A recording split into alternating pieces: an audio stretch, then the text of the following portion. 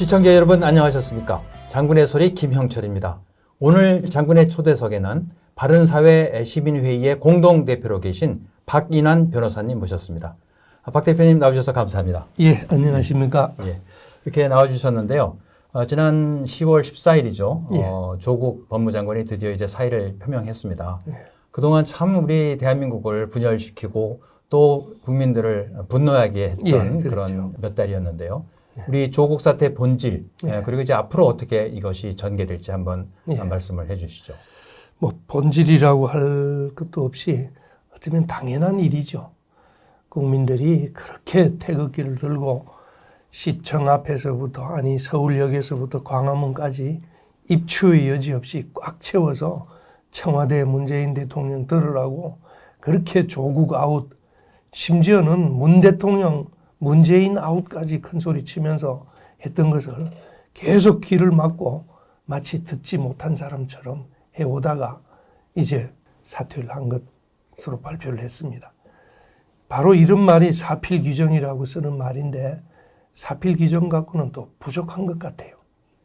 앞으로 어떻게 볼 것인가를 보면은 아마 이 친구들은 또 나름으로 고집이 있으니까 조국 혼자 포기하는 걸로 그만 있지 않겠다.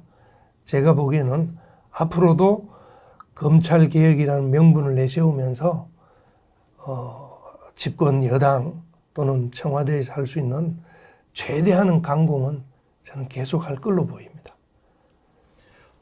그러면 조국 전 법무장관이 이제 사의를 표명하면서 내건 말이 검찰개혁의 불쏘시개가 되겠다 이렇게 얘기했는데 조국을 필두로 하는 그 세력들이 원하는 검찰개혁이라는 것의 본질이 무엇일까요? 예. 역시 떠나는 사람이 그래도 그냥 떠날 수는 없으니까 검찰개혁이라는 한마디는 해야 되겠죠. 사실 조국은 법무부 장관으로 임명될 때부터도 제1성이 검찰개혁이었습니다. 그때 임명될 때부터도 본인은 고발을 당해서 우리가 고발을 당하면 법적으로 피의자 신분이 됩니다. 본인이 아무리 안 그렇다고 하더라도 피고발인이 바로 피의자입니다. 피고발인은 조사를 받을 때부터 피의자 신분 조서를 받습니다. 검사 앞에 가서. 예. 그래서 본인도 아마 형법학자니까 본인이 피의자 신분인 걸 알 겁니다. 피의자 신분으로 제가 알기로는 문명국가에서 선진국가에서 고발을 당한 피의자 신분 그것도 한두 건도 아닌 제가 알기로는 지금 누계가 한 30건으로 알고 있습니다. 고발당한 횟수가. 그렇군요. 예. 그렇게 많은 피의자가 혼자서 거기도 자기 처나 아들들 다 빼고 그런 분이 법무부 장관이란 것은 그 나라 국법 질서, 헌법과 실정법 체계 질서를 유지에 관한 최고 책임자고 검찰에 대한 일반적인 지휘권을 가진 분이 피의자로서 앉아있다는 것은 정말 부적절하기 때문에 본인으로서는 궁여지책으로 검찰개혁하면서 들어올 때부터 나갈 때까지 검찰개혁을 부르짖을 수밖에 없지 않았나 생각합니다. 그런데 검찰개혁의 내용이라고 보면은 공수처밖에 첫째는 공수처가 제일 중요합니다. 그런데 이름이 공수처인데 예전에 초기에는 고위공직자 비리수사처라고 했습니다. 예, 그렇죠. 지금도 그런 용어도 쓰죠. 예. 근데 그걸 줄여서 보면은 공수처가 아니고 공비처입니다. 공비처요. 예. 아, 예, 예. 공비가 뭡니까? 바로 그들이 말하는 공비라는 게 바로 공산주의 빨갱이들이죠. 예. 그래서 제 친구들도 공비처라고 하기에는 아마 자기들도 뭐 좀 꿀리는 데가 있는지 어느 날부터 이름을 공수처로 바꿨습니다. 뭐 이름이 중요한 것이 아니라 아까 말씀드린 대로 선진국 중에서는 미국, 영국, 독일, 가까운 일본까지 공수처를 설치한 나라가 한 군데 없고 다만 설치한 나라는 딱 두 군데가 있습니다. 예. 바로 동양에서 중국 문화권에 속한 나라, 홍콩이죠. 예. 홍콩의 염정공서라는 기관하고 그 다음에 싱가포르의 탐호조사국이라는 기관 두 군데 그 모델이 바로 공수처의 모델이 홍콩하고 싱가포르입니다. 그런데 알다시피 홍콩이나 싱가포르는 중국 문명권 내에 있는 좀 미안한 표현이지만 도시국가에 불과하죠. 그렇죠. 예, 그렇게 그렇습니다. 인구가 많거나 나라가 큰 나라는 아니죠. 또 중화문명권이 있기 때문에 우리 어릴 적에 포청천이라는 드라마도 보는 것처럼 곤장을 때리고 하는 어떤 의미에서는 중국적인 그런 발상에서 나왔기 때문에 지금 중국이 많이 개방을 하고 있음에도 불구하고 중국 사법제도에 대해서 우리가 의심을 하지 않습니까? 그런데 우리가 그 많은 나라를 두고 하필이면은 중국적인 그런 모델, 홍콩 모델, 싱가포르도 중국계 국가지 않습니까? 그걸 따라가는 것은 아쉽죠. 예. 그래서 공수처가 검찰개혁의 핵심이라면은 저는 끝까지 반대하고 싶습니다. 아, 그렇군요. 그런데 공수처법에 어떤 문제가 있기 때문에 그렇게 반대 의견을 피력하시는지요? 예, 공수처법이 사실 안타까운 점이 우리 국민들도 솔직히 잘 모릅니다. 저희들이나 그쪽에 관심을 갖고 평소부터 연구한 분들은 알지 모르지만은 제가 보기에는 국회의원들도 잘 모를 것 같아요. 저렇게 뒷구멍에서 숙석거리면서 자기들끼리 만들어 놓고 아시다시피 아직 정부안이 없습니다. 아, 그렇습니까?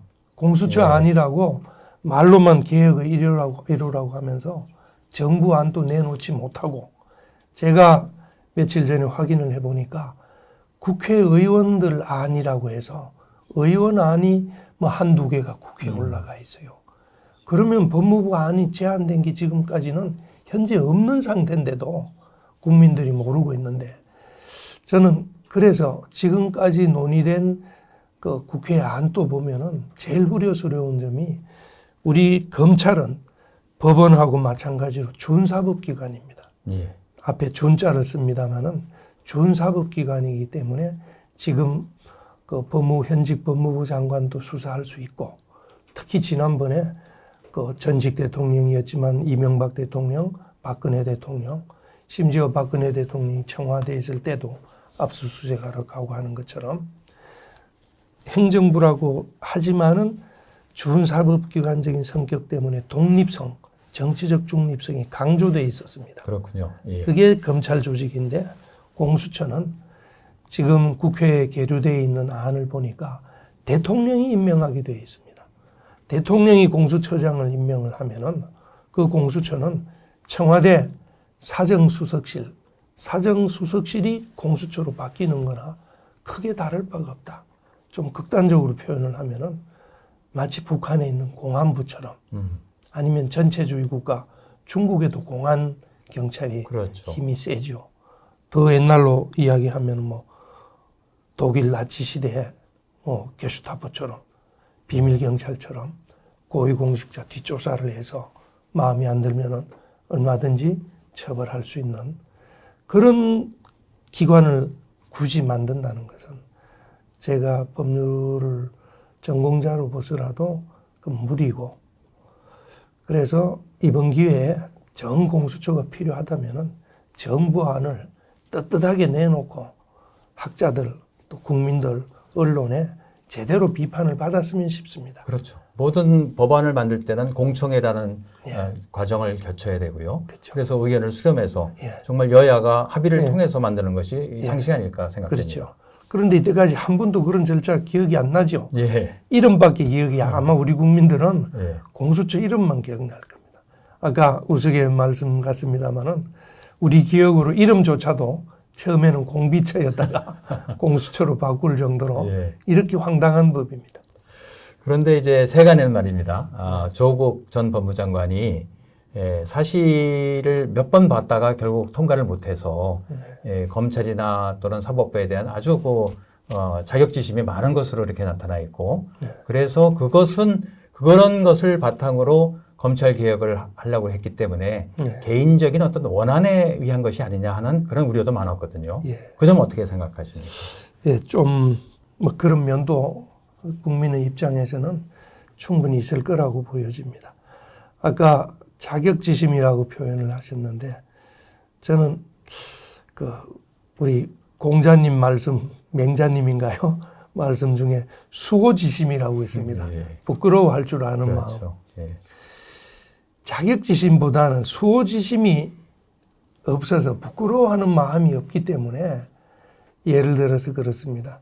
본인이 유명한 법학자고 뭐 법학 박사고 또 그렇게 유능한 분이 시민운동을 하면서 뭐 정의를 앞세우고 뭐 하여튼 그 행적 심지어는 젊은 시절에 사회주의 운동까지 하면서 뭐 부끄러워하지 않고 뭐 자랑스럽지도 않지만은 부끄럽지도 않고 또는 국회 공청회에서도 떳떳하게 나는 사회주의자다.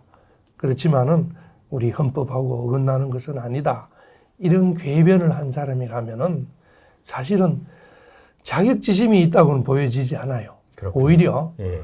상대방을 깔보는, 다시 말해서 정치인들은 선출된 권력이라는 표현을 잘 씁니다. 예. 요즘 유행처럼 마치 선출된 권력은 아무도 통제받지 못하는 것. 그런데 판검사들은 심지어 헌법재판소 재판관, 심지어 우리 대법원장들도 선출된 권력이 아니지 않습니까? 아니죠. 예. 소위 임명된 권력이니까 아예 구도를 선출된 권력은 임명된 권력 위에서 선출된 권력은 통제를 하고 지시를 하고 지도를 해도 된다는 아주 아까 말씀드린 전체주의적인 사고방식이 깔려 있는 것이 참 위험스럽죠. 그래서 단순히 자기가 고시에 합격되지 않았다는 것보다는 고시에 합격되지 않고도 자기는 선출된 권력인 대통령 측근이기 때문에 선출되지 않은 판검사들은 당연히 그 대통령 선출된 권력, 대통령 말에 복종해야 된다는 이런 사상을 깔고 있는 것 같습니다. 그렇다면은 정말 맹자님 말씀처럼 수호지심을 가져야 될 것 같아요. 한 가지만 더 붙이면은 소시오패스라고 했습니다. 어떤 예, 분이 예, 그렇죠. 예. 우리 조국 사태를 이야기를 하면서 워낙 죄명이 다양하고 우리 일반인은 상상도 할 수 없는 뭐 서울대학교 문서위조학과 같은 이런 이야기도 나오고 뭐 기생충 같은 예, 영화 이야기도 기생충에 나오고. 나오는 대사 중에 또 일부입니다. 그렇죠. 예, 예. 그래서 영화 같은 이야기도 나오고 하니까 야, 저 정도면 거의 그 사회 부적응증이 워낙 심해서 그 반사회적인 성향을 나타내는 범죄가 소시오패스라고 합니다. 그렇습니다. 예. 그래서 그걸 빗대서 어떤 분은 소시오패스가 아니고 사시노패스다. 사시노패스. 우스갯말로 하는 말입니다만은 뭐 본인이 굳이 사실을 합격하지 않아서 그렇게 했다고 뭐 그렇게 하면 비참해질 것 같아서 제가 그런 말씀은 안 하겠습니다. 아, 근데 큰일은 큰일이었습니다. 그리고 앞으로도 이 후유증이 상당히 오래 갈 것 같습니다. 국민한테도 그렇고 본인 및 본인 가족들한테도 참 엄청난 이제 데미지를 입었을 텐데요. 우리 국민들이 빨리 이 트라우마로부터 벗어나서 다시 정상적인 그 생활로 돌아왔으면 좋겠고요. 예. 그렇지만 이 전쟁은 아직 끝나지 않았죠. 이제 그렇죠. 조국이가 물러났을 뿐이지 이 정권의 핵심 예. 그리고 이 사회주의 국가로 가려는 이 움직임은 아마 멈추지 않을 것 같습니다. 예. 그런 부분에 우리가 더욱더 우리 국민 여러분, 애국 시민 여러분이 눈을 부릅뜨고 지켜봐야 될 거라고 생각이 듭니다. 예, 동감입니다. 예. 예. 박 대표님, 저희 대한민국소 예비역 장성단에서 예. 9.19 남북 군사 합의를 이유로 전 현직 국방장관 형사 고발한 거 아시죠? 예, 예, 예. 저희들이 그 제목을 일반 이적죄로 예. 걸어서 이제 형사 고발을 했는데요. 이미 검찰에 이제 고발인 조사를 마쳤습니다. 예. 그래서 계속 이제 법적인 절차가 진행되기를 바라는데 제 생각에는 이 일반 이적죄도 중요하지만 예. 시설 파괴 이적죄라는 게 있거든요. 예, 예. 그 부분 한번 같이 좀 말씀 나눴으면 예, 좋겠습니다. 알겠습니다. 예. 예, 예. 사실 시설 파괴 이적죄라는 것은 일반 이적, 대한민국 군사상 이익을 해치거나 적국에 군사상 이익을 주는 경우가 이제 일반적인 이적죄고, 시설 파괴 이적죄라는 것은 그런 행위를 하는 전제가 되는 것보다 더 업그레이드 되게 아예 우리 대한민국이 갖고 있는 군사적인 시설을 또는 장소를 선박, 항공기, 뭐 시설, 장소를 포함한 그 자체를 파괴하거나 사용할 수 없게 하는 더 무거운 죄입니다. 그렇죠. 그러니까 형도 보면은요, 아예 사형하고 무기징역밖에 없습니다. 예, 예. 그래서 그 시설 파괴죄를 적용할 가능성은 저는 충분히 있다고 봅니다. 제가 조금 부연 설명을 드리면요. 저는 이제 공군 조종사였기 때문에 그 심각성을 누구보다도 잘 알고 있습니다. 왜냐하면 휴전선을 중심으로 서쪽은 남북으로 20km, 동쪽은 남북으로 40km 비행 금지 구역을 만들어놨습니다. 그래서 그 안으로 우리 정찰기나 전투기들을 들여보낼 수가 없습니다. 그렇게 함으로써 우리 정찰 능력이 굉장히 현저하게 약화됐죠. 바로 이 장소를 사용하지 못하게 했다는 점. 그렇죠. 그거를 들어서 저는 시설 파괴 이적죄라고 보는데 어느 법조인한테 여쭤봤더니 그것이 적국에게 해당된다는 겁니다. 그런데 북한은 우리나라가 국가로 보지 않기 때문에 적국이라는 것을 적용하기가 어렵다. 이렇게 말씀을 하시는데 그게 맞는 말인지 저는 이 일반 상식으로는 도저히 그 수용하기 어렵습니다. 아마 그러실 수도 있을 것 같습니다. 우선 죄명이 제목이 시설 파괴 이적죄라고 되어 있기 때문에 마치 하늘을 보면 시설이라고 할 수가 없지요. 비행 금지 구역은 하늘이니까 구역은 장소, 다행히 그 법조문을 자세히 보면은 그 시설뿐만 아니라 장소에서도 사용할 수 없게 하는 것도 시설 파괴 개념에 들어갑니다. 그렇습니다. 장소를 사용하지 못하는. 그런데 지금 여쭤보신 것처럼 그럼 북한을 이롭게 하는 거냐? 그 북한이 이롭게 하는 거다. 꾸는 보여지고 상식으로. 그런데 나아가서 북한이 적국이냐 할 때 우리가 흔히 말해서 북한은 반국가 단체지 적국은 아니다. 국가가 아니라는 얘기죠. 국가가 아니다. 반국가 단체다. 뭐 그런 의견도 있습니다. 또 타당한 의견이고 그것은 통일을 대상으로 할 때 우리가 분단된 국가에서 북한을 앞으로 통일 대상으로 할 때는 우리 헌법상 북한 주민들도 한국 국민이기 때문에 언젠가 통일을 대상으로 하기 때문에 적국을 아니다라는 표현에 불과하지 통일이 아닌 전쟁을 대상으로 할 때는 예를 들어서 간첩죄 같은 경우 대표적입니다. 적국을 이롭게 하는 행위가 간첩 행위인데 똑같이 이적죄에서 적국을 이롭게 하는 것도 간첩 행위처럼 우리 대법원 판례 보면은 간첩죄의 적국은 북한도 적국으로 대법원 판결이 수차 났습니다. 그래서 시설 파괴 이적죄, 적국을 이롭게 하는 그 적국에도 북한이 충분히 포함될 수 있다고 봅니다. 간첩죄처럼. 제 상식으로도 지금 북한과 우리 대한민국은 종전 상태가 아니라 휴전 상태 아니겠습니까? 대립 휴전. 그러니까 휴전이라는 것은 전쟁을 하다 잠시 그렇죠. 휴전하는 거예요. 그 말씀 그대로 cease fire, 전쟁을 상태를 잠시 멈춘 거지 전쟁을 끝낸 게 아니기 때문에 전쟁 당사국이라고도 얘기할 수 있고요.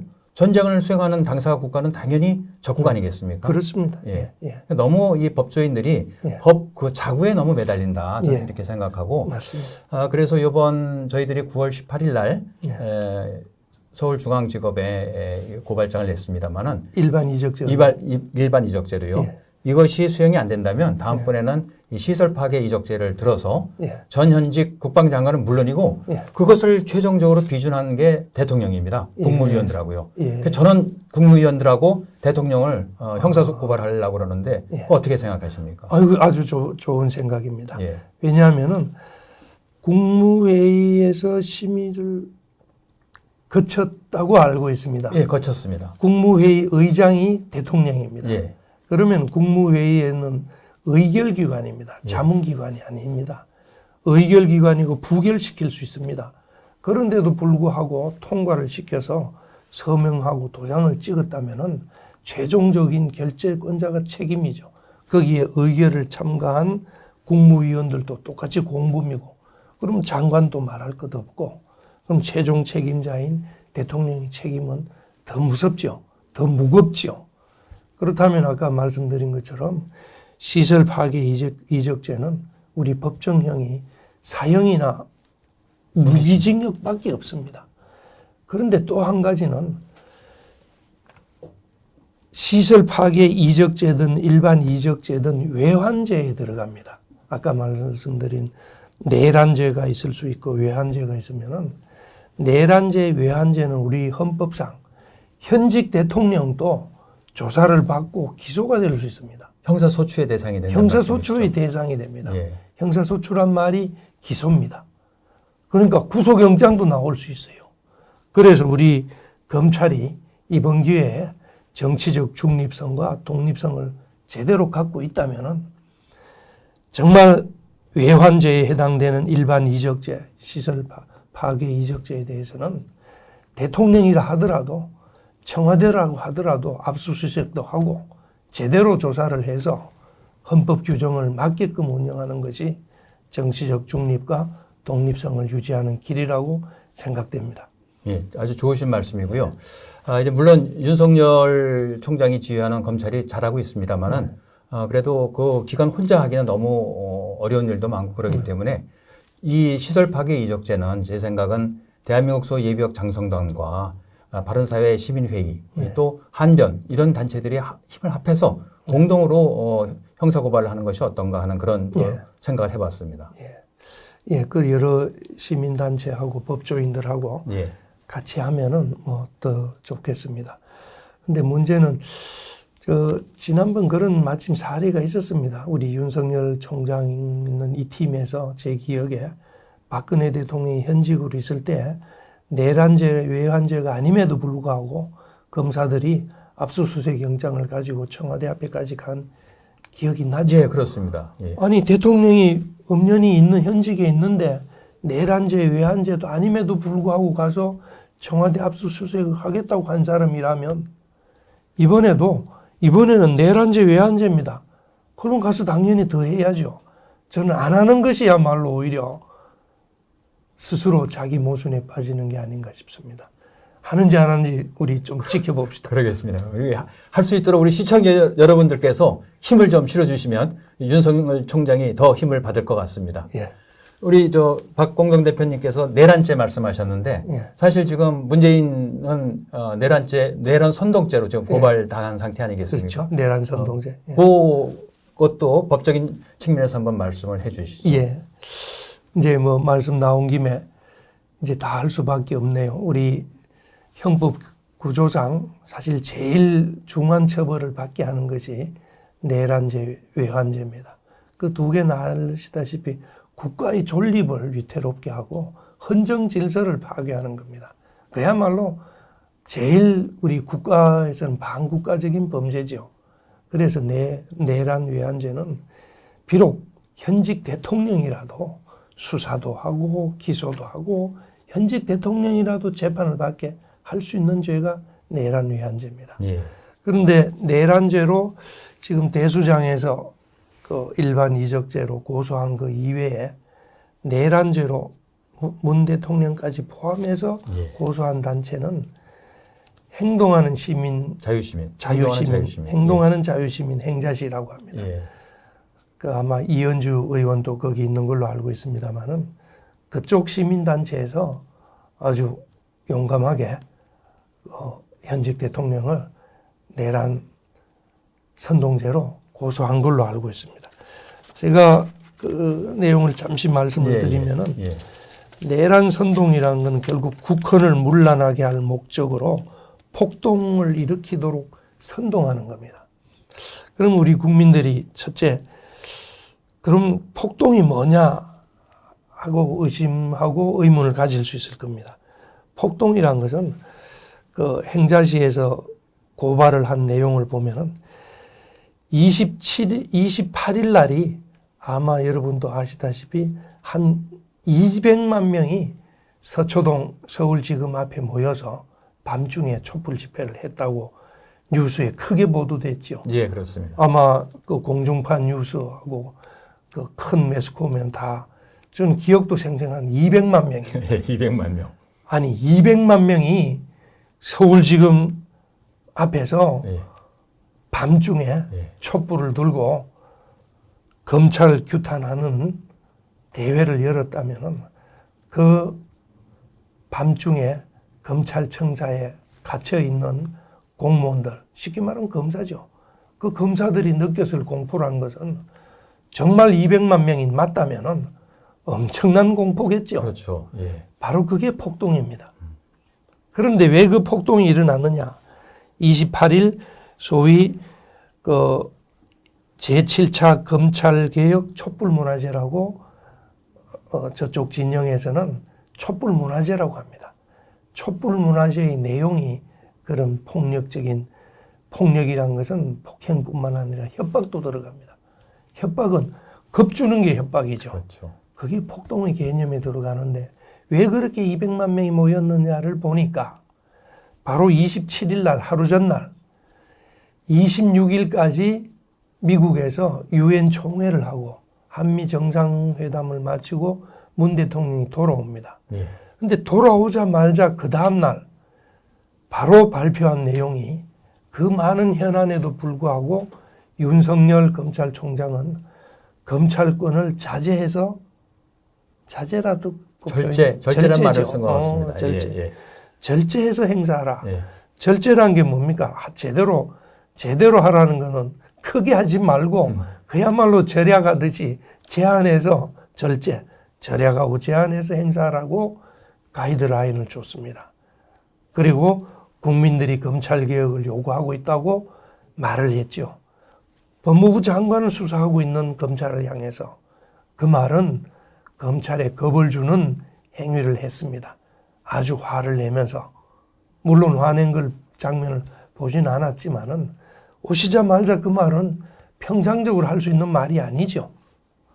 아마 엄청 화가 나셨기 때문에 하실 거라고 보이는데 아니나 다를까 그 말이 나오자마자 정부 여당에서는 그 당대표 또 원내대표 이렇게 여러 명이 나서서 검찰 규탄을 했습니다. 검찰 똑바로 검찰권 행사를 하라고. 그러고 나서 그 다음날 28일 토요일 날 우리 국민들이 아시다시피 자칭 200만 명이 모여서 초동을 뒤집을 만큼 거의 폭동 수준의 촛불 문화제가 개최됐습니다. 그것을 가지고 문재인 대통령이 지시를 하고 직접 지시는 아니지만은 선동은 해당된다. 선동은 뭐냐? 좀 더 그런 행사를 할 수 있도록 독려한다는 거. 네. 독려하는 거. 그 독려를 하지 않으면 전국에서 버스가 몰려와서 그 전까지는 집회가 거의 있는 둥 마는 둥 하다가 오비락처럼 말씀이 끝나자마자 바로 그 다음날 200만 명이 동원된다는 것은 그게 선동이 아니고 뭐냐 이렇게 보는 겁니다. 그래서 내란 선동, 내란이라는 의미는 헌법에 의해서 설립된 국가기관인 검찰의 기능을 마비시키는.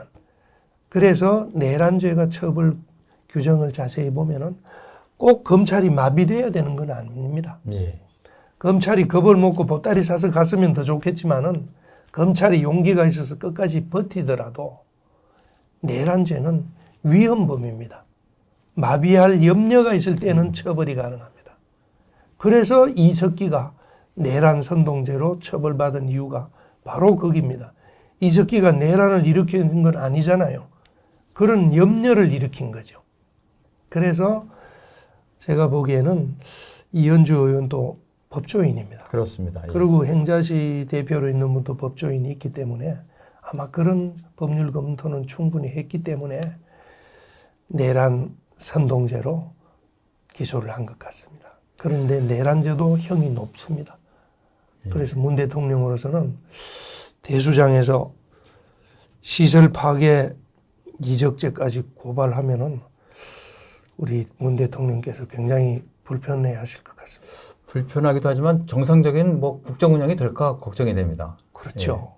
현직 대통령이 예. 피의자가 돼서 그것도 위헌범이라고 위태범이라고. 그래서 저는 이 말씀을 꼭 드리고 싶은 게 이렇게 헌정 질서를 어지럽힌다. 어지럽히는 겁니다. 뒤집어야 되는 게 아닙니다. 어지럽히기만 해도 국헌문란이 되는데 다시 말해서 저는 친위구대다라는 표현을 쓰고 싶어요. 원래 내란을 일으키고 반란을 일으키고 하면은 정부에 대한 반대 세력이 하는 게 맞죠. 예. 그렇죠. 우리 왕조 시대를 생각해도 예. 그 왕에 반대하는 사람이 반란을 일으키는데 그런데 이 정권은 여당이 또는 집권 대통령이 내란죄를 어떻게 일으키느냐. 또 그런 의문을 가질 수 있겠죠. 예, 맞습니다. 그래서 예. 저는 친위 구데타라고 봅니다. 그야말로 이때 적당한 말이 친위 구데타를 일으키는 거. 또 저 사람들이 벌써 써먹었죠. 박근혜 대통령 때 기무사 사령부, 죄 없는 기무사 사령부에서 친위 구데타 계엄령 선포를 검토했다는 거. 그때 여당인 예. 박근혜 대통령이 여당이었지 않습니까? 그럼 자기들도 그런 프레임을 씌웠으면은 이번에 우리 행자시나 또 대수장에서 그 내란 선동 또는 국가시설, 뭐 군사시설 파괴죄로 고소하는 것도 자기들도 감당해야 된다고 봅니다. 자기들도 그런 전력이 있잖아요. 그렇습니다. 예. 이재수 사령관 자살했지 않습니까? 제가 요즘 이재수 사령관에 대해서 가끔 집회에 나가서 얘기를 하는데 저는 자살이라고 보지 않고요. 자결했다고 봅니다.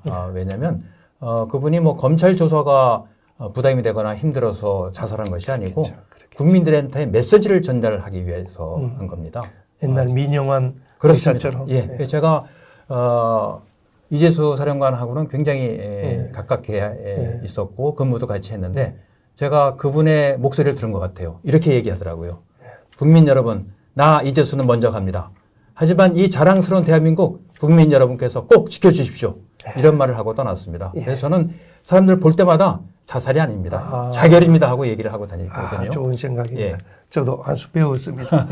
저도 앞으로 자결이란 예, 말을 쓰겠습니다. 확실합니다. 제가 들었으니까요. 예. 그 목소리를. 예. 근데 여하튼 자결한 원인을 생각해도 예. 기무사령부가 계엄령을 검토했다. 계엄령은 친위 구데타라고 한 거 아닙니까? 친위 구데타를 해서 야당 탄압을 하려고. 이것도 똑같이 다만 다른 점은 계엄사를 동원하지 않고 촛불을 동원해서 자기들 유리하게 바꾸겠다는 거. 그게 친위 구데타죠. 그래서 저는 내란죄가 된다고 봅니다. 예, 잘 알겠습니다. 오늘 하여튼 이렇게 좋은 말씀 감사드리고요. 방송 정말 처음 나오시고 굉장히 어려운 걸음하셨는데 우리 국민 여러분께 이 현 상황, 현 시국을 헤쳐나갈 수 있는 어떤 방법이나 좋은 가이드를 한번 제시해 주시기 바랍니다. 예, 제가 주제 넘게 나와서 좀 어떤 계층에는 좀 듣기 싫은 말도 분명히 한 것 같습니다. 그렇지만 국민 여러분, 지금부터라도 사태를 정확히 봐야 된다고 봅니다. 왜냐? 진실은 가릴 수가 없다는 겁니다. 진리는 옛날부터 우리 도산한 장우 선생님이 하신 말씀을 꼭 전해드리고 싶습니다. 진리는 반드시 따르는 자가 있고 정의는 반드시 이기는 날이 온다고 했습니다. 우리 국민 여러분, 이제 멀지 않았습니다. 진리는 따르는 국민들이 있습니다. 정의는 반드시 이루어지는 날이 있기 때문에 이번 기회에 이걸로서 됐다라고 생각하지 마시고 이제부터 새로운 시작이고 또 끝은 반드시 있기 때문에 우리 일상생활에 피곤하시지만은 원래 정치가 잘 되면은 우리 일반 국민들은 다 일상생활에 돌아가는 게 선진국의 원칙입니다. 정치는 정치인 맡기고 왜 우리 일반 국민 저나 우리 김 장군님이나 이제는 다 퇴직한 일반인이지 않습니까? 어떻게 해서 이렇게까지 나오게 됐냐를 생각을 할 때 이 기간이 길어서는 안 되겠죠. 그래서 국민들도 조금만 더 참으시고 눈을 뜨시고 귀를 열어서 무엇이 진실이고 무엇이 정인지 파악을 해주시면은 반드시 우리나라는 바른 길로 갈 수 있으리라고 믿습니다. 예, 감사드리고요. 우리 박인환 공동대표님께서 이 기간이 길어지면 안 된다고 말씀하셨습니다. 저희들의 목표는 금년 첫눈이 오기 전에 반드시 좋은 정부를 새로 만들어야 되겠다 하는 목표를 가지고 지금 대동단결하고 있습니다. 진리와 정의는 반드시 이길 것을 국민 여러분께 약속드리고 항상 힘을 보태주시길 바랍니다. 한 가지 더 말씀드릴 것은 요즘 장군의 소리에 구독해 주시는 구독자 여러분 많이 증가하고 있습니다. 더욱더 확산시켜서 우리 빨리 10만 구독자 만들어 주시기 바라면서 오늘 장군의 소리 여기서 마치겠습니다. 감사합니다. 예, 고맙습니다.